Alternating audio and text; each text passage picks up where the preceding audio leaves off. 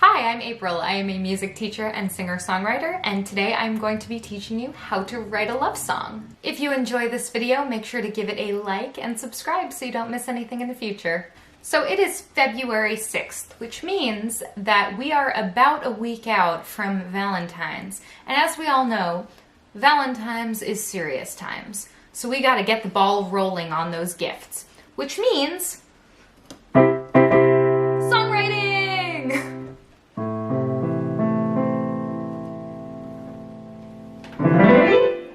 So if you have been burning the mid-February oil, this is a really great way to make sure that you've got something lovely for your significant other. Or if you don't have one, maybe this is a good time to figure out how to get one. So I heard a quote once, which was that if you ever want to write about love, you should write about coffee.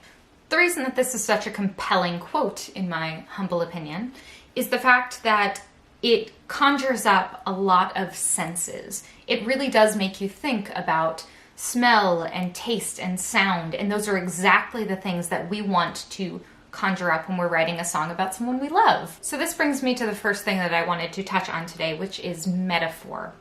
Metaphor is a really beautiful thing that you can use to enhance your songwriting. However, be careful here, because when you do use metaphor, you want to avoid cliches at all cost. And when I say cliche, I'm referring to phrases that you hear all the time that have kind of lost meaning over time. For instance, love is a rose. The sadness is the thorns. And each petal is something about, layers of love or something to that effect. So we want to avoid those kinds of metaphors that have become kind of trite over time. In order to come up with a better metaphor, what I want you to do is start by looking at the specific person who you are writing about. And it's totally okay if the person you're writing about doesn't even exist. That's totally fine. Because what you get to do then is create this ideal partner, which is kind of fun. Just don't make it a manic pixie dream girl. We don't want that. Get it out of here. So think of the things that you and your partner or hopeful partner or imaginary partner share.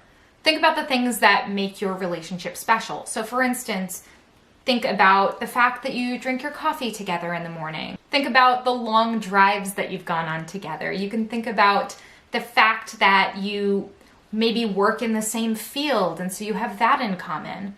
All sorts of things like that are great. And then you're able to really use those things to create a cool metaphor that might be unexpected to someone else who has never experienced your relationship.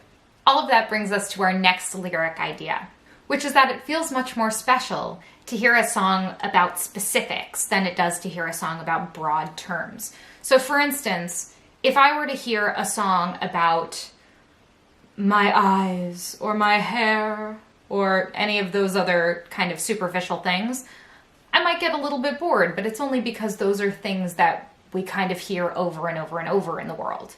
There are tons of songs that literally just say, I love you because you're beautiful, or because you're smart, or because you're special in some vague way. We want to nail down those teeny little specifics. Those are the really important thing. So think about it.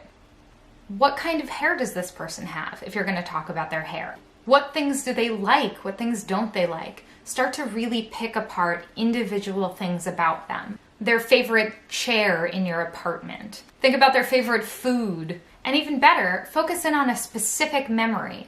Because when we focus in on a specific memory, we're able to really cultivate a lot of special, important, specific imagery. If you're speaking about your wedding day, for instance, don't just say, she was wearing a white dress, or he was wearing a suit. Instead, talk about the lace in the veil.